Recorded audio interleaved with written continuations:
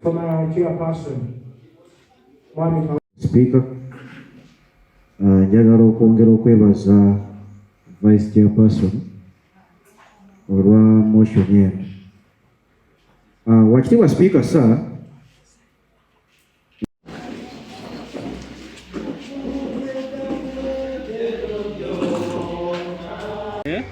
ekyamazima leero wabaddewo ebiteeso bingi naye ekisinga obukulu ky'eddwaliro ly'okulaba nti no tuyisa eddwaliro ly'Empoma. Newankubadde nkiikirira mu lukagu ebulika naye nsinzidde ku bwetaavu bw'abantu kubanga omala okufuuka kansala obeera waggombolwa yonna. Bw'otunuulira eddwaliro ery'e Katoogo abantu abasinga okulikozesa babulika.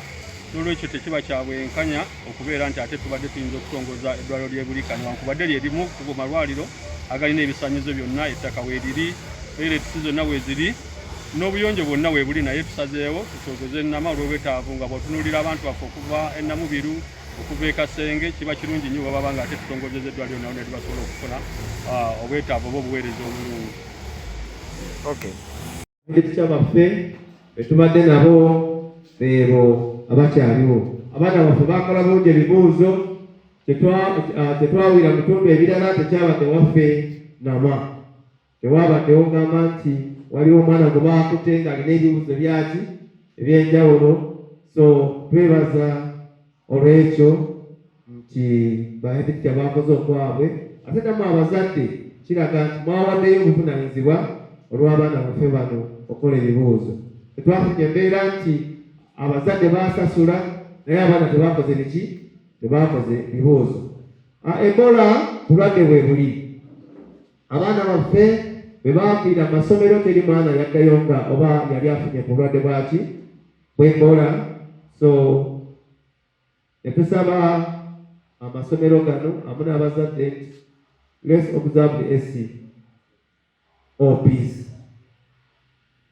Tusobole okulabika nti tusobola okutangira ku nsaasaanya yaki y'obulwadde obwa Ebola awamu ne COVID.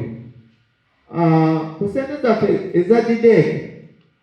nga Sub County Council olwaleero ensi mwe tuli lwetukomwawo ebiseera ebisinga tebakyanuuliza bantu nti gundi ayambadde ki, gundi ayiseeko awo. Ensi olwaleero eri mu ngalo zaffe, tulina okubeera ne sophisticated gadgets,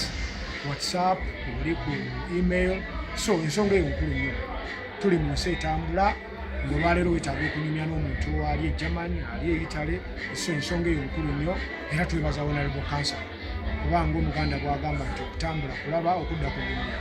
So ku bintu ebirungi ebimu ku bye yaleese, ensonga eyo nga bwagitugambye tugenda kusalira wamu amagezi tulabe nga naffe tweyunira enteekateeka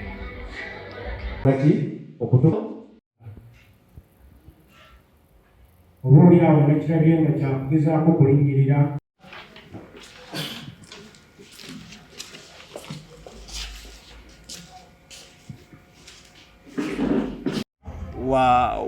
tugaggawale ng'Abannayuganda betuukeddwa okubanga tubeera mbeere bulungi mweyora. Honorable members, abamu nyongera okwebaza executive ebeerawo olunaku ku lunaku okulaba nga erambula kubanga bwe twogera ku budget ensonga zino nkulu nnyo naye ne bwe tuli essaawa zino waliwo ekitiibwa Speaker sir tetumanyi wa we twatuuka ku nsonga z'ekyapa ekyeddwaliro. Speaker ne ba Honorable Councillors, nange nva waggulu nga nsemba eddwaliro ly'Empoma si lwakuba nti seeyagaliza mu Bulika wadde ebisaanyizo byonna mbirina, naye ng'ensonga enkulu ba Honorable Councillors gye tutunuulira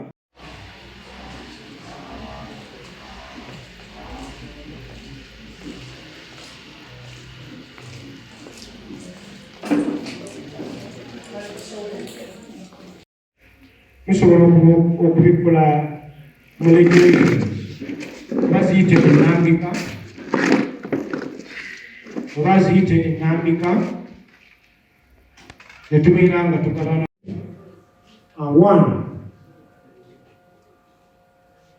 mu bajeti y'eggombolola tubaamu ne local revenue sente mu bajeti eyo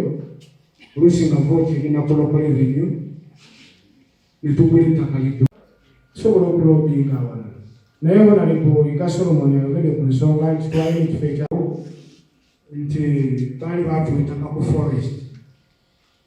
naye nga akati ffe tetujja kuddeeyo nga kanso y'ennama tulina kusala magezi tube nga Kasenga afuna eddwaliro. We decide on that matter. Honorable Dom.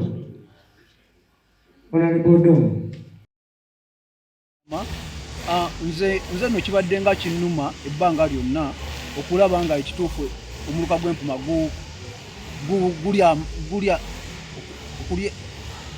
gulya amazzi nyazibwa gubeera nga gwo tetugutadde mu priority esooka okulaba nga gufuna ekyo kyetaaga kubanga otunulira Mpoma omuluka gw'Empoma gulina buli kimu gulina ettaka yika weeziri buli kimu weekiri naye nga ekyamazima okubeera nga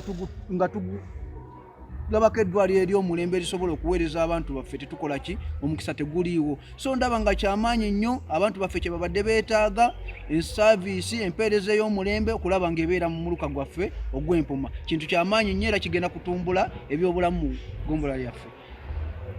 RDC yatuwako obujulizi nti ffe eggombolola y'Ennama twali basaale nnyo mu kulwanyisa lumiimama mawuggwe naye nandisabye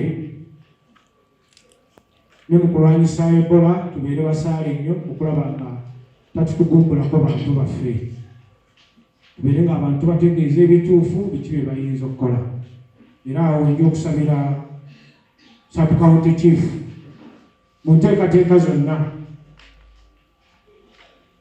nga zirimu sensitization sebo ubeere nga honorable councillors obaleeta mangu nnyo on board kubanga be bakiise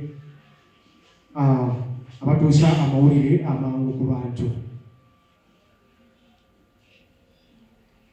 Omusolo gulina okusolezebwa kuva 1 January paka 31 December kibayita ekitiriyo mu mukono tusoloza omusolo kuva gwa 6 ne tudda gwa 6 financial yange gwako ate enkola ya IRAS ine engeri gyerambikamu emisolo munaabamu abantu baffe tebajjako sente mpitirivu nnyingi ez'emisolo nga size basaanidde okusasula ng'ate abantu bajjako sente ntono nnyo okusinza ze balina okusasula so ebadde challenge n'enguzi ebadde nnyingi mu field kubasoloza emisolo ne IRAS ejja tuyamba mu sente zigenda lumu tulina issue spending at source ng'egomba yasoloza miliyoni 4 ne sindika ku sente miliyoni 2 ne zikosa miliyoni 2 wansi so ku IRAS byonna bigenda kuvaawo tube nga tuli streamlined spending at source ekosa nnyo 25% ey'abasentebe n'ekosa 35% eya district kubanga oli bwafuna obukadde 10 n'abukozesa sentebe talifuna 25% district erifuna 35% so ye issue ensonga y'omutimbagano omutimbagano nga bwe nkugambye munaabadde ndi mu mawanga nagenzeko e German nengendako e Poland nengendako e Belgium nga ngenze ku benchmarkinga n'adde omu ku banamukisa abagenze n'afunye ekintu ekyekangu nga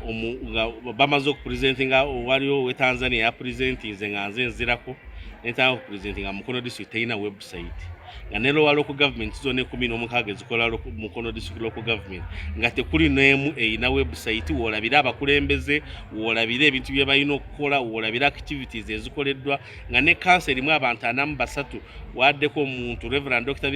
Peter Bakaluba Mukasa ne speaker we nga kuliko kaawo ne DHO nga bakomaawo ng'ekyabaddeko kimu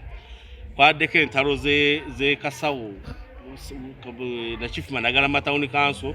nga meya ayomba kyekyadde ku website ye Mukono nga kyekiriko okuliko ya kifeedinga kekyo kyokka so kintu kyabulabe okulaba nga tetulina bitwogerako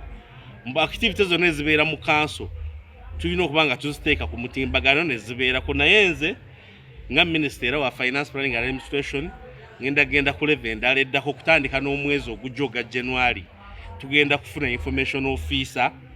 era kino neeyamye agenda beerawo kubanga ekifumu ekiri mu system kirina okulangibwa bakirange naye tugenda kufuna omuntu akolanga volunteer ajja atandika okukola emirimu gya district agikwasa